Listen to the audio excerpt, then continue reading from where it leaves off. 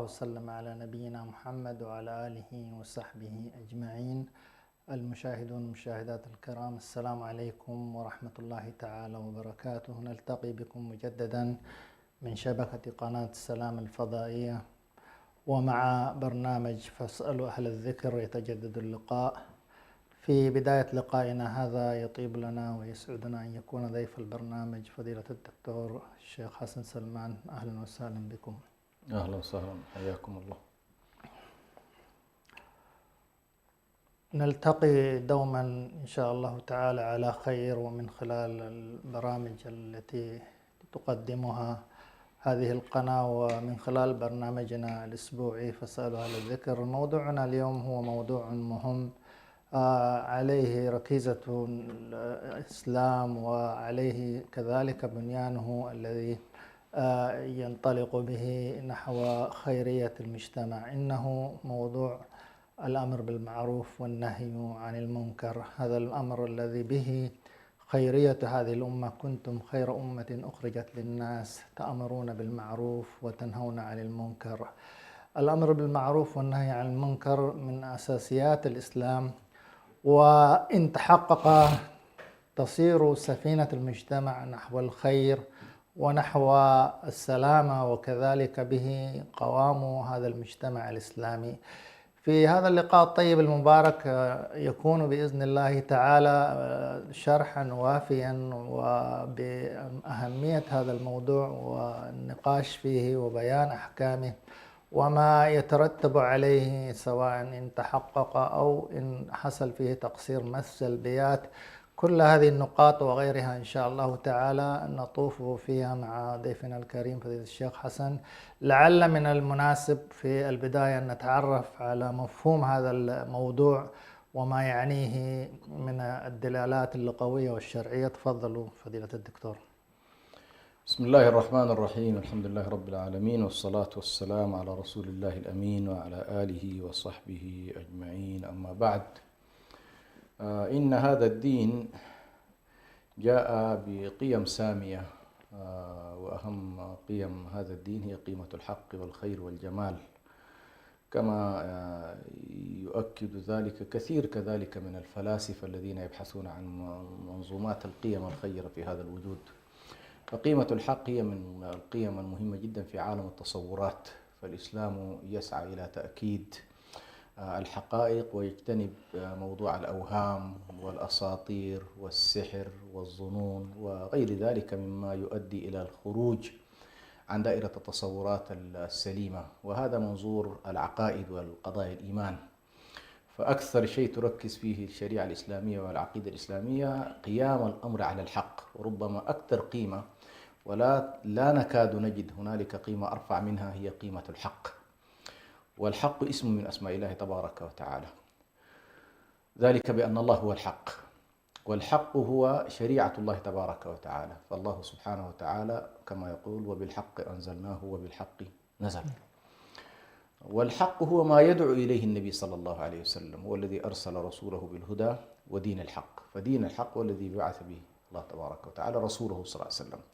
فموضوع الحق هذا موضوع مهم جدا. الأمر الثاني موضوع الخير، وهو ما يتعلق كذلك بالقيم الفاضلة والقيم الخيرة التي يسلكها الناس. مسألة الصدق، مسألة الأمانة، مسألة إعانة الناس، مسألة البر، مسألة حسن الجوار، مسألة رعاية العقود، كل هذه تندرج في مفاهيم الخير. ثم قضايا الجمال هو كل ما يؤدي إلى المحاسن ويؤدي إلى الكمالات ويبتعد بالناس عن الرذائل.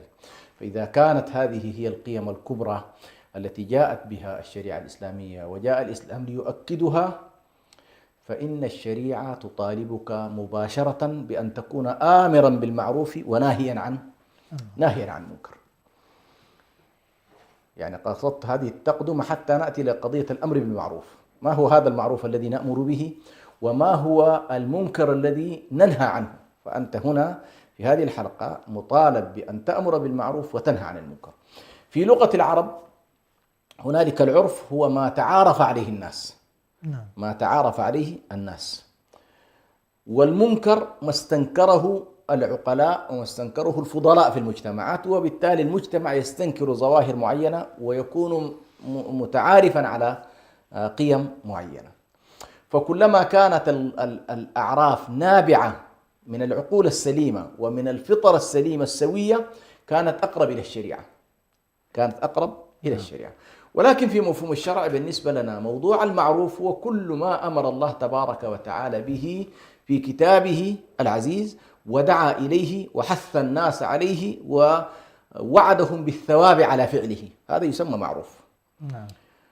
المنكر هو نقيض المعروف، نقيض المعروف. وبالتالي المنكر يمكن أن نقول أيضا هو اسم جامع لكل ما هو مستقبح في الشريعة ومنهي عنه، سواء كان محرما أو كان منهيا عنه نهيا مؤكدا. على كل فيدخل في المعروف، يدخل في المعروف مثلا التوحيد فهو من المعروف. نعم. ويدخل بر الوالدين هو من المعروف، ويدخل الحفاظ على النفوس هو من المعروف، ويدخل الحفاظ على الأموال هو من المعروف، ويدخل الصدق وهو من المعروف، وتدخل الأمانة وهو من المعروف. إذن أنت مطالب بأن تأمر بكل ما أمر الله تبارك وتعالى به ودعا إليه، ومأمور كذلك بترك المنكرات والنهي عن المنكرات. المنكرات أبدأها من الإشراك بالله، جميل، يعتبر من الأشياء المنكر. ويدخل في ذلك أيضا قتل النفوس، سرقة الأموال، الزنا، المحرمات، الفواحش، الكذب، قول الزور، شهادة الزور، كل ذلك يدخل في المنكرات. ولذلك جاء القرآن الكريم ليقول للنبي صلى الله عليه وسلم خذ العرف خذ العفو وأمر بالعرف. نعم. مش كده؟ وأعرض عن الجاهلين. نعم. فهو مأمور النبي صلى الله عليه وسلم بأن يأمر بالعرف. وبالتالي يمكن أن نقول بأن الشريعة كل ما دعت إليه معروف، وكل ما أقرته من الأعراف الطيبة أيضا معروف. وشرط المعروف شرط الأعراف المتقبلة في المجتمعات ألا تناقض أمرا ورد في الشريعة. وبالتالي يمكن في مفهوم الأعراف أن نستوعب كل ما ينتجه المجتمع من أعراف جميلة وطيبة بشرط أن لا تخالف كتاب الله وأن لا تخالف سنة النبي صلى الله عليه وآله وسلم. فهذا باختصار موضوع المعروف والمنكر. وبالتالي أمرنا بالمعروف ونهينا عن إيه؟ عن المنكر. بارك الله فيكم فضيلة الشيخ على هذا التوضيح وهذا البيان الذي يحدد لنا يعني المنكر ما هو والمعروف ما هو.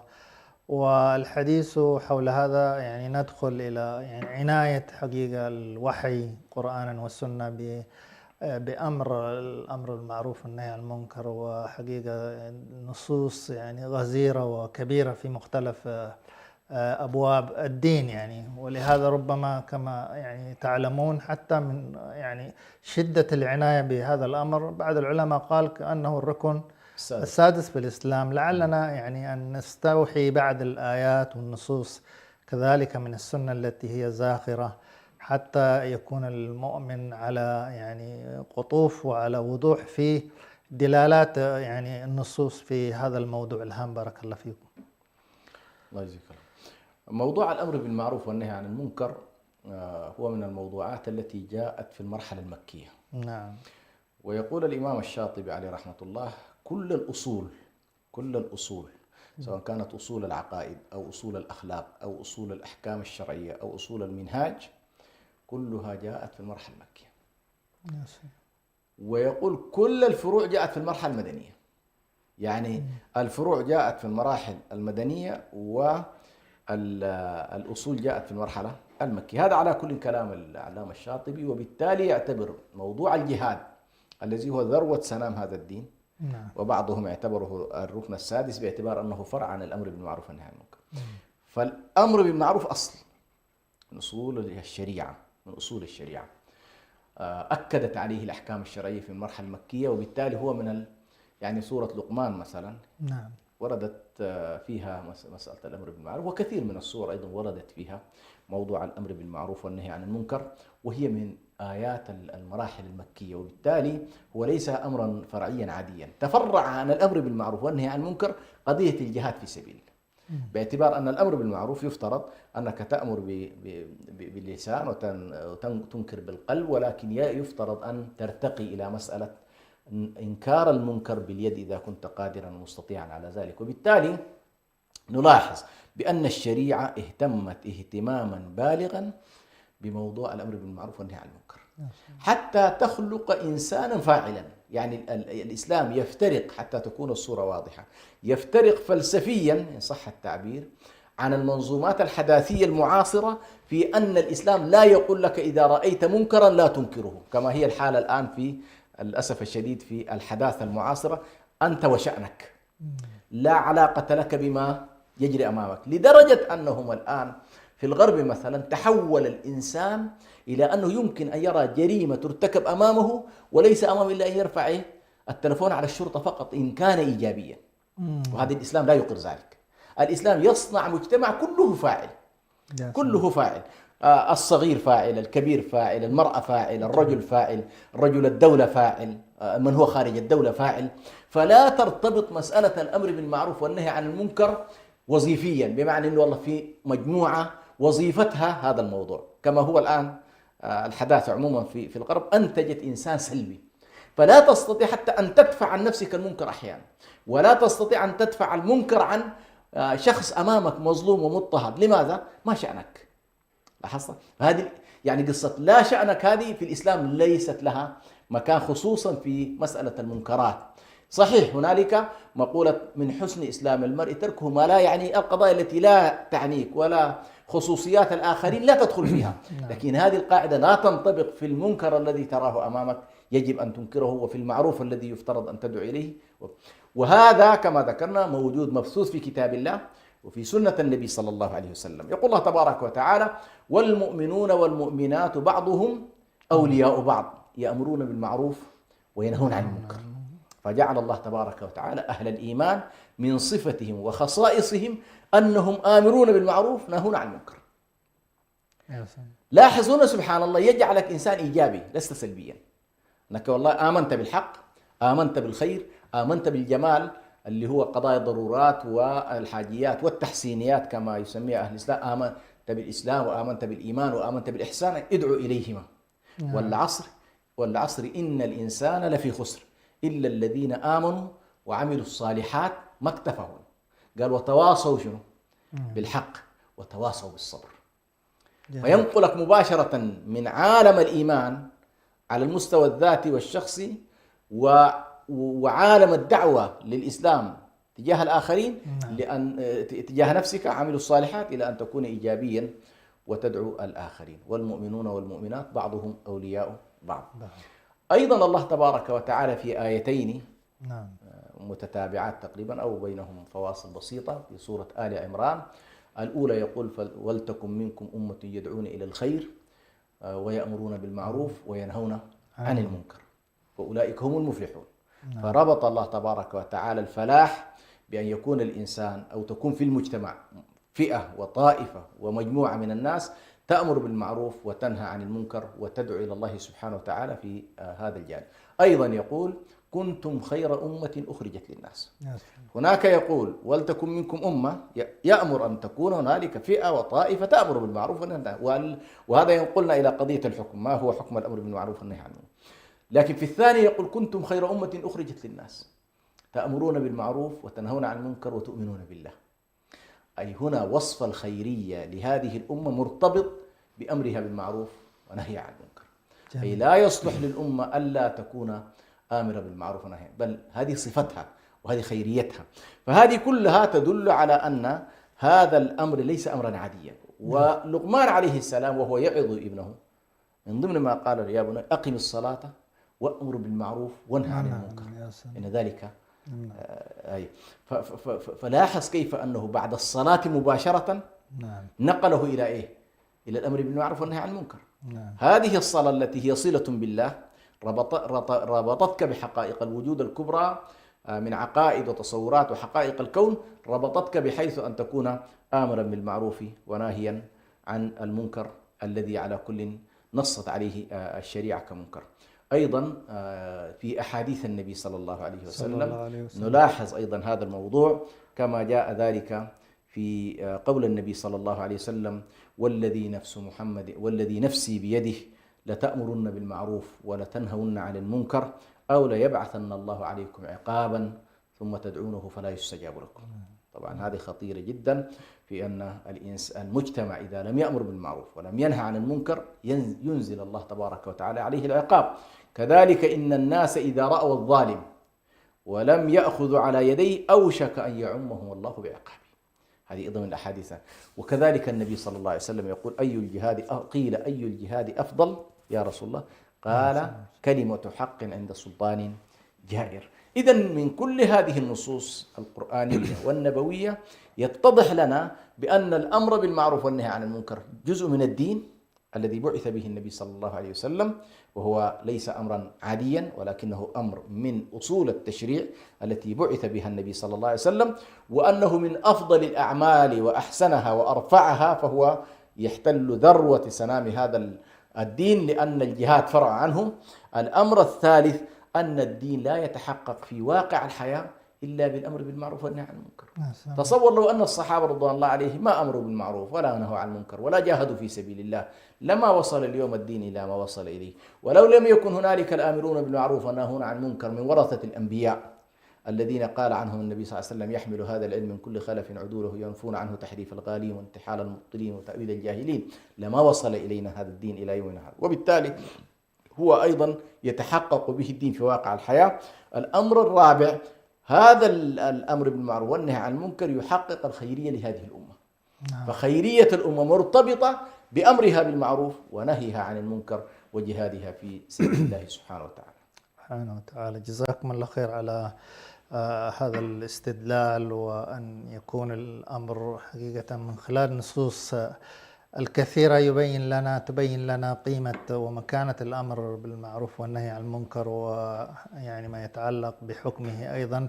لعله فضيلة الشيخ أن نعيش أيضا مع حقيقة يعني أقسام يعني الأمر بالمعروف والنهي عن المنكر، يعني درجاته كيف يعني تكون بالنسبة للأمر والنهي، ولعله يتصل أيضا بهذا الصدد. يعني يمكن أن نقول شروط إذا يعني يجب توفرها في هذا الأمر أو النهي. بارك الله فيكم.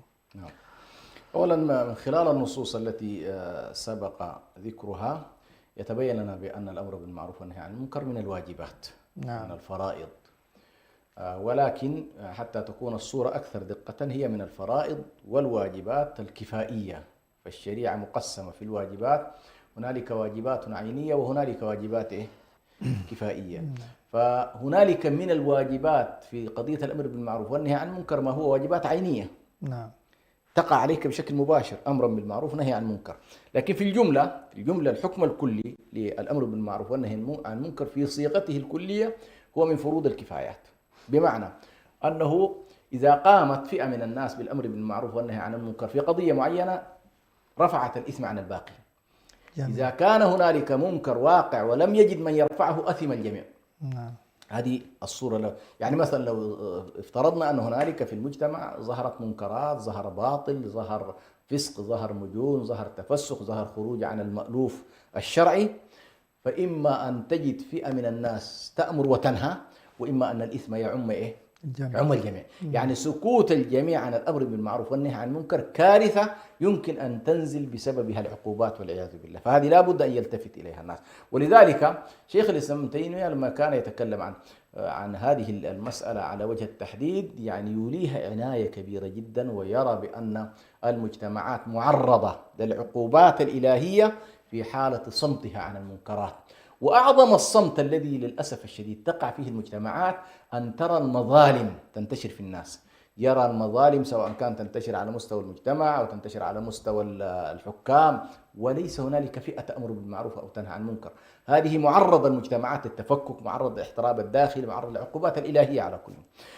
أما بالنسبة لموضوع الأمر بالمعروف نفسه، فيه تقريبا كأركان، عنده 4 أركان. نعم. الركن الأول هو المحتسب، الشخص القائم بالأمر بالمعروف، هذا نسميه المحتسب. نعم. هذا له صفات وله ضوابط وله يعني موضوع طويل جدا. جميل، صحيح. هذا الآمر بالمعروف والناهي عن المنكر. الثاني اللي هو في ركن من أركان الاحتساب المحتسب عليه. هذا آمر بالمعروف وفي شخص آخر واقع في منكر. نعم. فهذا محتسب عليه، هذا الشخص الآخر الذي وقع في المنكر يسمى إيه؟ المحتسب عليه. الركن الثالث المحتسب فيه.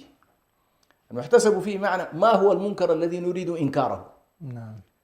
برضو عنده شروط، يعني المحتسب عنده شروط وضوابط، والمحتسب عليه عنده شروط وضوابط، والمحتسب فيه اللي هو المنكر نفسه أيضا عنده شروط وضوابط.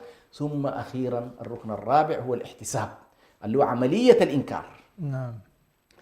فأول ما تجي أنت إلى قضية الأمر بالمعروف والنهي عن المنكر ستلاحظ هذه الأربعة: الآمر وهو المحتسب، والمأمور وهو المحتسب عليه، والمأمور المنهي عنه وهو المنكر في ذاته، وعملية القيام بالأمر وهو الاحتساب. أو هذه لا بد أن تكون الصورة الكلية. وبالتالي ستلاحظ بأن في موضوع نوع المنكر الواقع، وهو سؤالك الآن، نوع المنكر الواقع نعم. بطبيعة الحال أمام هذا المحتسب ثلاثة خيارات في الإنكار.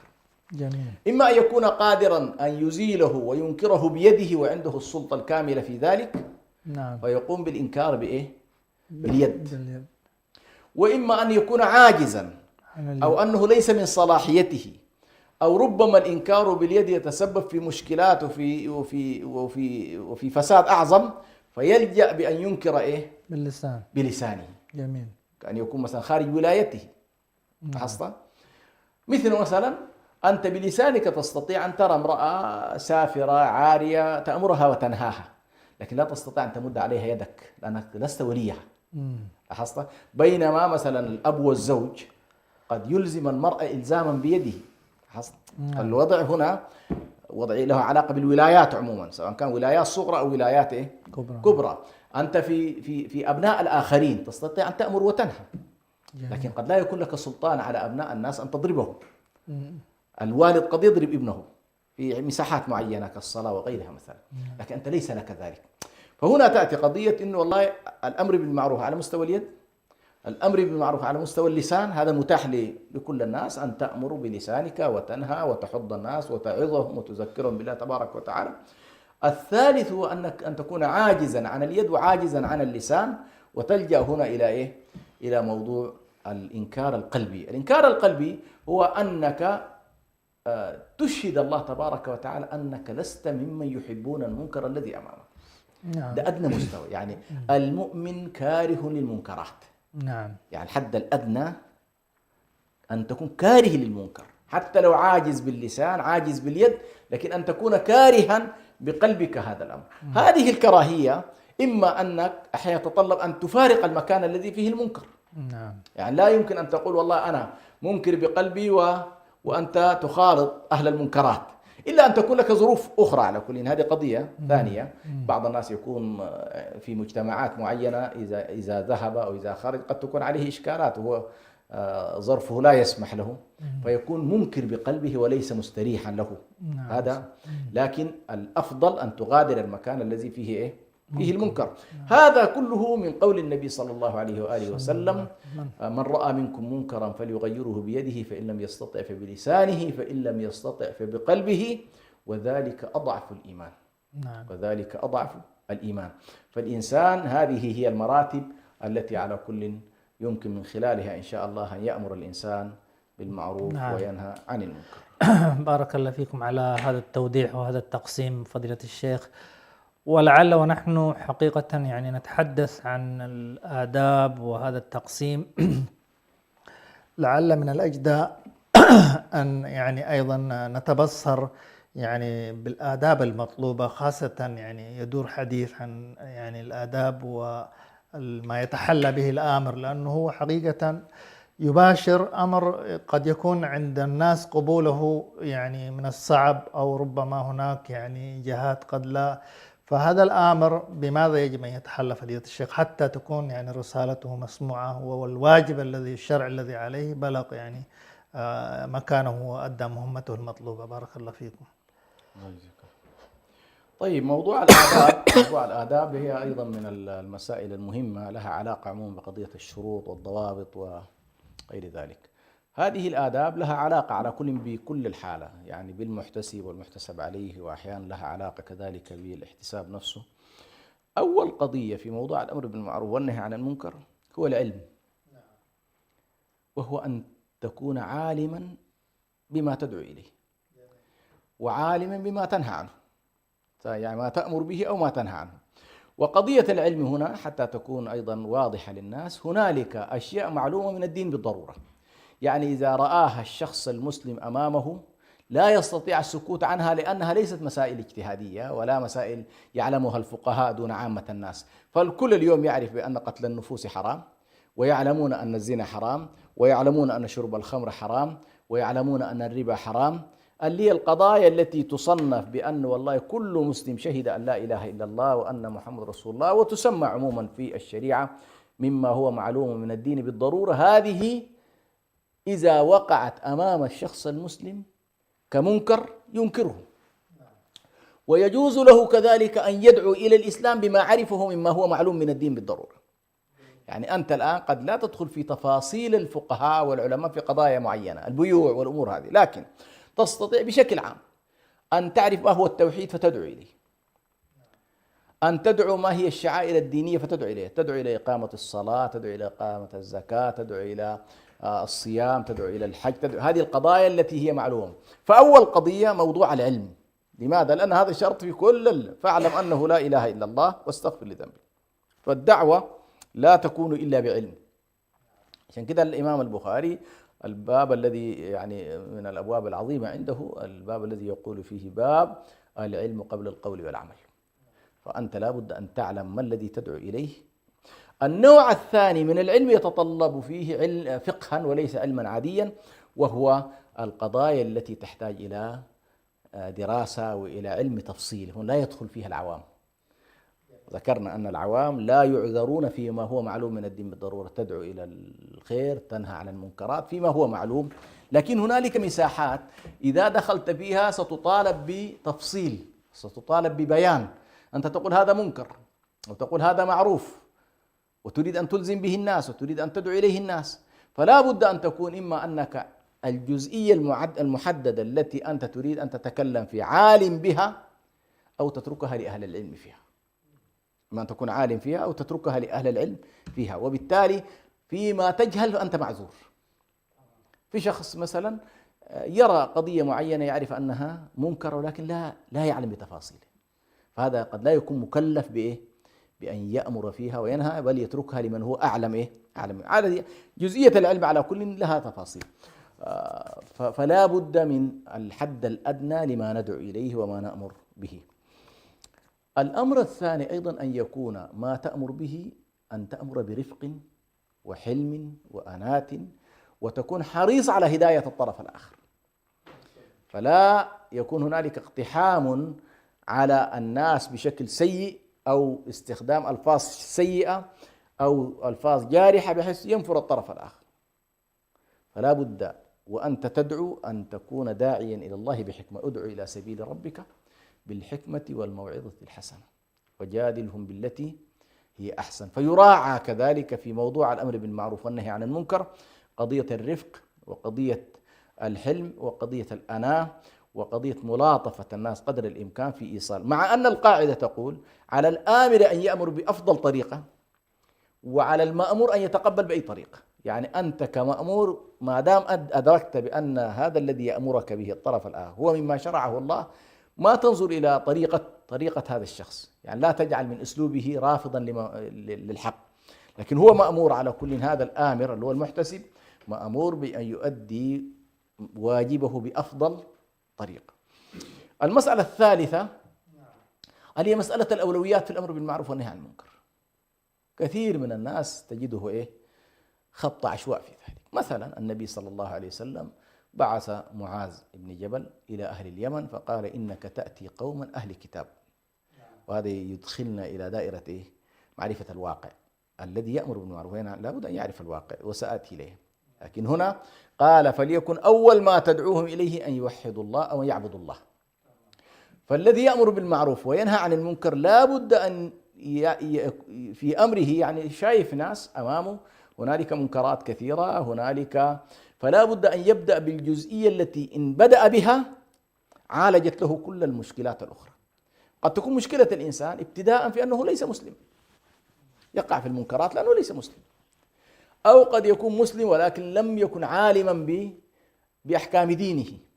فلا بد أن ينتقل الإنسان من الأعلى إلى الأسفل، أن تبدأ بالضروريات ثم تنزل تحت، أن تبدأ بالواجبات ثم تذهب إلى المستحبات، أن تذهب في المنهيات بالمحرمات ثم وهكذا. يعني مثلا لا يعقل شخص يشرب الخمر وأنت تأمره وتنهى عن السيارة مثلا، هذه مش معقولة. ففي عالم المخدرات وفي عالم السكر أول ما تبدأ به الحاجة الكبيرة.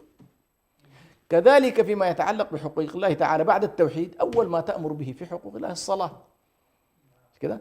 كذلك أول ما تأمر به في حقوق العباد بر الوالدين. فالشخص الذي عنده مشكلة في بر الوالدين لا تتكلم معه عن علاقات حسن الجوار، هذه قضية قضية تالية بالنسبة له. فلا بد أن تكون هنالك مسألة الأولويات حاضرة كذلك في موضوع الأمر بالمعروف والنهي عن المنكر. أيضا عندنا في الأمر بالمعروف طبيعي جدا في كل حالة أن تكون هنالك حسبة الموازنات، وهو أنت تريد أن تأمر بالمعروف وتريد أن تنهى عن منكر، لا بد أن تنظر أحيانا هذا الأمر بالمعروف والنهي عنه هل ستترتب عليه آثار، هل ستترتب عليه مفاسد، هل مآلات فعلك سيكون جيدة أو ليست جيدة، كلها تحسب. كل ذلك يجب أن يكون محسوبا. بمعنى مثلا في قضية الأمر بالمعروف والنهي أحيانا قد يكون هنالك سطوة الظالم أو سطوة الحاكم على الآمر بالمعروف والنهي عن المنكر. فهنا عنده مساحتين، عنده مساحة نفسه ومساحة أهله. شوف دقة الفقهاء، فيقول لك مساحته الخاصة إذا والله الأمر بالمعروف والنهي عنه يؤدي إلى حبسه هو فقط وتعذيبه هو فقط فليقدم عليها عزيمة، ما في إشكال، هو يكون عارف طبيعة السلطة وعارف. لكن إذا كان لا الأمر يطاله هو يطال أسرته يجوز له أن يأخذ بالرخصة حماية لأسرته مثلا. هذه كلها من الأشياء التي تحسب أثناء ما أنت تأمر بالمعروف وتنهى تنهى عن المنكر.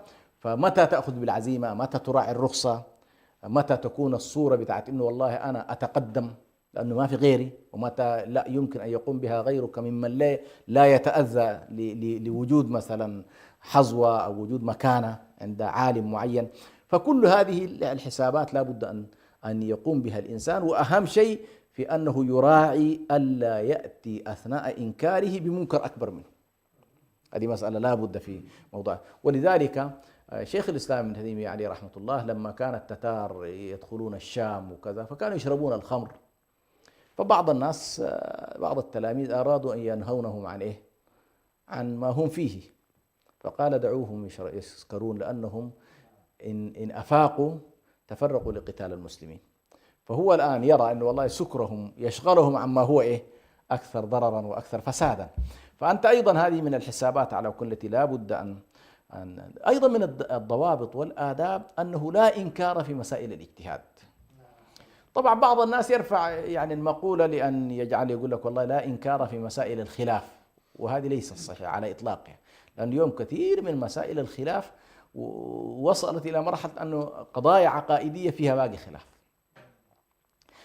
المسائل التي يقال لا إنكار في مسائل الاجتهاد هي المسائل التي تحتمل عند المجتهدين أكثر من رأي، فهذا يأخذ فيها برأي وهذا يأخذ فيها برأي. هذه ليست مساحة أمر بالمعروف والنهي عن المنكر.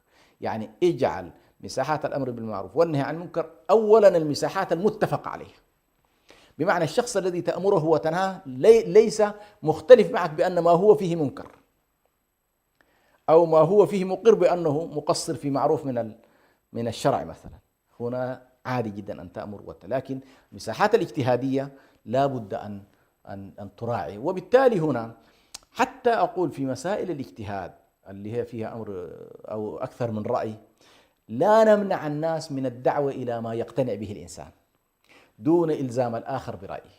دي برضو من الحتات يعني أنت لا تلزم الآخر كما لو أنه ارتكب منكرا أو تخلى عن معروف، ولكن يحق لك أن تدعو إلى رأيك الذي تراه صوابا. ففرق بين الدعوة إلى رأيك وبين إلزام الآخر بما تراه في موضوع الأمر بالمعروف والنهي عن المنكر. أيضا يقولون أن المنكر لا بد أن يكون ظاهرا، أنت لست مكلف بأن تبحث عن المنكرات الخفية. بعض الناس يرتكبون منكرات في بيوتهم، أنت لست مطالب بذلك، أنت مطالب فأيدنا الذين آمنوا على عدوهم فأصبحوا ظاهرين. أنت مطالب بأن والله الظهور الذي العام يجب أن يكون المظهر العام مظهرا لائقا.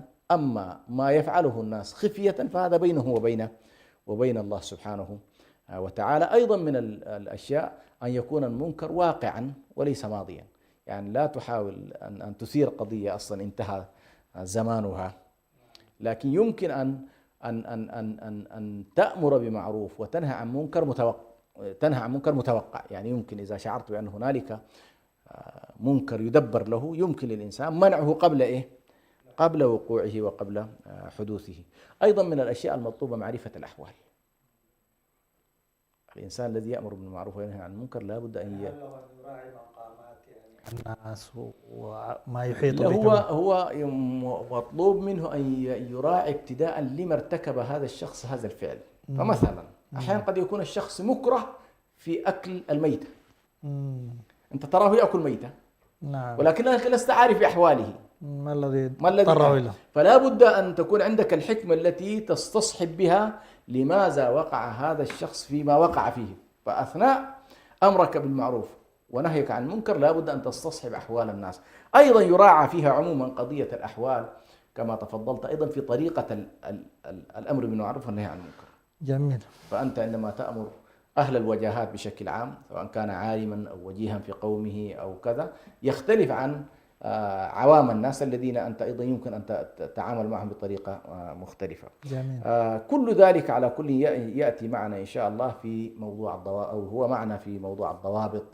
ولكن التفصيل الأكثر في الرباعية هذه ستجد أنه والله في قضايا تفصيلية في المحتسب، وفي قضايا تفصيلية في المحتسب عليه، وفي قضايا تفصيلية. يعني مثلا هذا المحتسب عليه لا بد أن ندرك أيضا هل هو مجنون، هل هو ناسي، هل هو سكران، هل هو مخطئ، هل هو جاهل. هذه تستصحب عموما في موضوع المحتسب بطبيعة الحال ومعرفة أحواله.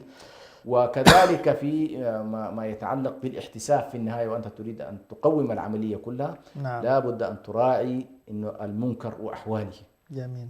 وهنالك مثلا المنكر الذي إذا أنكرته زال المنكر، وهذا هو المطلوب. طيب هنالك منكر إذا أنكرته زال، لا يزول كليا ولكن قل المنكر. هذا يؤمر به. فالأول زواله بالكلية يؤمر به، وزواله جزئيا أيضا يؤمر به. الثالث أنه والله يتساوى الزوال وعدم الزوال، فتكون أنت في حالة الحل، إنك والله يجوز لك أن تأمر ويجوز لك أن تترك، لأنه هذا الأمر بالمعروف لن يؤدي إلى زوال المنكر ولا إلى تقليله. النوع الرابع هو أنك تأمر بالمعروف وتنهى عن المنكر ولكن يترتب عليه ما هو أنكر منه، هذا يجب عليك تركه. جميل. يجب عليك تركه. فهذه على كل من الأشياء المهمة جدا التي لا بد من مراعاتها. وحقيقة في الحياة اليومية تمر علينا الكثير من المشكلات والكثير من التحديات. بعض الناس تجد يريد أن يأمر بالمعروف وينهى عن المنكر فيقع فيما هو أكثر خطرا منه. يعني أذكر ونحن صغار مثلا، أنت أحيانا يقع بعض الناس في مشكلة إن والله يقول لك أنا إذا ذهبت إلى أقربائي أقع في إشكالية المصافحة فيقاطعهم، فيقع في إشكالية أكبر وهي قطيعة الرحم. لاحظت؟ فهذه كلها من القضايا التي لا بد أن تراعى في موضوع الأمر بالمعروف والنهي عن المنكر. بارك الله فيكم فضيلة الشيخ على يعني حقيقة هذه القضايا الهامة التي منها ما هو شروط، ومنها ما هو كذلك آداب، ومنها ما هو يعني ما ينبغي أن يكون عليه حال الآمر، وأن يعرف ملابسات حقيقة هذه الشعيرة المهمة حتى يصل إلى الغاية والهدف النبيل الذي ينتج من يعني مسألة الأمر بالمعروف والنهي عن المنكر. ونحن نتحدث عن هذا الأمر الهام.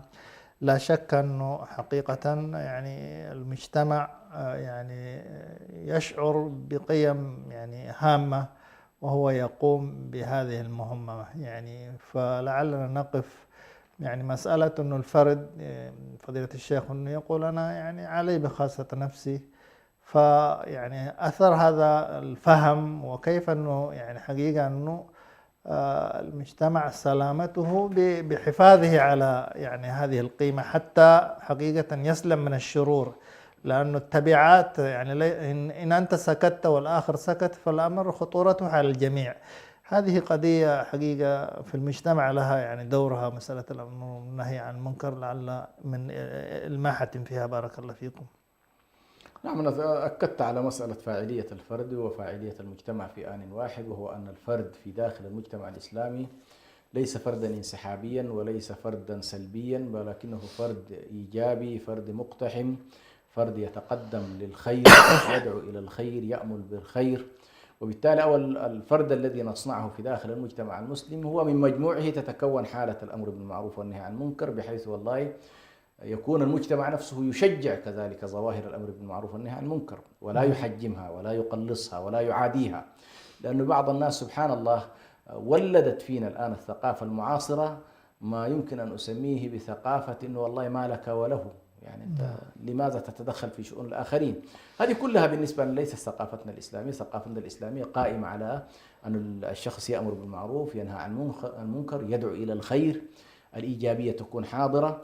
ولعل النموذج الذي مثل به النبي صلى الله عليه وسلم الحديث المعروف بحديث السفينة، قضية الأمر بالمعروف والنهي عن المنكر، شبه النبي صلى الله عليه وسلم المجتمع كله كأنما مجتمع راكب في سفينة، فأصاب قوم أعلاها وقوم أسفلها، مش كده؟ فقال الذين في الأسفل، اللي في الأسفل إذا أرادوا ماء صعدوا إلى أعلى ومروا بالأعلى ليغرفوا الماء، مش كده؟ من البحر، يريد يتوضا، يريد لابد يصعد إلى أعلى. فبدأ يفكر اللي في الأسفل، يقولون والله يا أخي ما لنا وهذا التعب، لو خرقنا في نصيبنا خرقا، هذه السفينة نعمل فيها إيه؟ ثقب، ونخلي هذا الثقب يدخل علينا الماء بدل نحن نطلع إلى. فيقول النبي صلى الله عليه وسلم بالنسبة لمن هم أعلى، قال هؤلاء اللي في الأعلى، قال فإن تركوهم وما أرادوا هلكوا وهلكوا جميعا. لاحظ هذه النموذج النبي صلى الله عليه وسلم يضربه للأمر بالمعروف والنهي عن المنكر في المجتمعات. هذا الجاهل، هذا الذي يسعى بالشر في المجتمع، إن لم تمسكه ضرره سيتعدى على الكل. فالنبي صلى الله عليه وسلم يقول فإن تركوهم وما أرادوا، لو أن اللي في الأعلى تركوا هؤلاء عملوا الثقب، هذا الثقب قد لا يتحكم فيه، وهذا الماء قد يتسرب إلى السفينة فيغرق السفينة إيه؟ كلها. فقال النبي صلى الله عليه وسلم وإن ما أمسكوهم أو منعوهم، قال نجوا ونجوا جميعا. هذه طبيعة الأمر بالمعروف والنهي عن المنكر، وهذه هي الصورة التي يعني يصورها النبي صلى الله عليه وسلم في مسألة المجتمع الذي يتفاعل إيجابيا مع قيم دينه ومع ما يدعو إليه. وبالتالي نحن حقيقة محتاجين إلى فرق في كل الجوانب، فرق خيرية داعية إلى الخير بتخصصها. هنالك من يدعو إلى الصلاة، هنالك من يدعو إلى الزكاة والصدقات، هنالك من يدعو إلى القيم الفضيلة بشكل عام، هنالك من يدعو إلى الصدق، هنالك من يدعو إلى العفة، هنالك وهكذا. دع المجتمعات كل يبادر في اتجاهه، وفي النهاية المجتمع بكليته سيكون إن شاء الله يعني مجتمع خير، وتقل فيه دوائر الشر، وبالتالي ينزل عليه من الخير الكثير رضوانا من الله سبحانه وتعالى. بارك الله فيكم. يعني نختم بهذا الملحظ وهذه الأهمية التي أنتم يعني أشرتم إليها، وهي أن نؤكد على أنه يعني هل الأمر بالمعروف هو وظيفة فضيلة الشيخ، وظيفة جهة معينة مثلا أو طائفة أو مثلا دائرة علماء أو دائرة الأمر بالمعروف والنهي عن المنكر، أم أنه هذا الأمر حقيقة المجتمع يجب كما أشرتم، ولكن نحب أن يعني يبين هذا أكثر. المجتمع يجب أن حقيقة تكون له آثار وتكون له حضور في يعني سواء بمنظماته المعتبرة والموظفة يعني نظاما أو كافة المجتمع، حتى حقيقة يعني الدوائر الرسمية قد لا تكون يعني تحيط بكل ما يدور، لكن إن حقيقة وظفنا المجتمع هذا حتى يكون حارسا وضامنا وأمينا، لعل يعني هذا يكون بوابة وصمام الأمان لهذا المجتمع حتى بإذن الله يسلم يعني بارك هو الله. على كل خلينا نؤكد أولا بأن وظيفة الأمر بالمعروف والنهي عن المنكر ليست وظيفة طرف بعينه ويعفى عنها بقية الناس. نعم. هو صحيح نفرق بين الدور والوظيفة، يعني هنالك بعض الناس يمكن أن يكونوا مكلفين تكليف مباشر بهذه الوظيفة، جميل. لكن لا يعني ذلك أن المجتمع دوره انتهى عن موضوع الأمر بالمعروف والنهي عن المنكر، لن ينتهي بطبيعة الحال، مثل ما أنه والله أحيانا تكون هنالك جيوش مهمتها أن تقاتل في سبيل الله وأن تحمل الثقور وأن تجاهد في سبيل الله، لكن في بعض المحطات المجتمع إذا شعر بأن هذا الواجب الكفائي عجزت القوات الخاصة أو الجيش عن صده يدخل المجتمع كله، مش كده؟ نعم. نفس الطريقة. فإذا كان هنالك مجموعة وظيفتها داخل المجتمع وظفت بأنه والله يسميها هيئة، سميها لجنة، سميها مهمتها الأمر بالمعروف والنهي عن المنكر، وسلطاتها سلطات المحتسب كما هو معروف في الشريعة الإسلامية في الفقه الإسلامي عموما، لكن المجتمع لا يعني أن يكون معزولا عن هذا الدور. المجتمع حاضر، مجتمع أقلها سيراقب الأداء، سيراقب التقصير، سيكون محفز، سيكون أحيانا مصوب وهكذا. يعني حتى مسألة الأمر بالمعروف والنهي عن المنكر بما أنها فرض كفاية، الاطمئنان على أن الأمر قائم على أحسن وجه نفسه يحتاج متابعة من المجتمع. فالمجتمع فاعل في داخل الحياة الإسلامية، وليس مجتمعا كما ذكرنا منسحب ويبتعد عنها ساحات الأمر بالمعروف والنهي عن المنكر. حقيقة في هذا الموضوع الهام والشيق نشكر لكم فضيلة الشيخ ما تفضلتم به، والحقيقة كما ذكرتم والأخوة والأخوات يستمعون أنه حقيقة المجتمع حاضر وفاعل وهو ضامن وأمين على القيام بهذه المهمة الربانية، وأنها ليست يعني خاصة بجهة معينة، وإن كان من باب التكليف قد تكون بها يعني فئة من الناس، لكن المجتمع كله كلنا علينا ذكورا ونساء شبابا وشيبة أن نكون بإذن الله قائمين بهذه الفريضة حتى إن شاء الله تعالى يعني نسلم يعني في أنفسنا وفي بيوتنا وكذلك في مجتمعاتنا، نكون بإذن الله مبلغين آمرين بالمعروف ناهين عن المنكر وفق حقيقة هذه الضوابط وهذه السلوك وهذه الآداب التي استمعنا إليها. نسأل الله سبحانه وتعالى أن ينفعنا بما سمعنا وبما قيل. جزاكم الله خير على حسن الاستماع، فنشكركم لذلك ونشكر ما قدمه فضيلة الشيخ جزاه الله خيرا. إلى أن نلتقيكم في لقاء قادم نستودعكم الله، والسلام عليكم ورحمة الله وبركاته.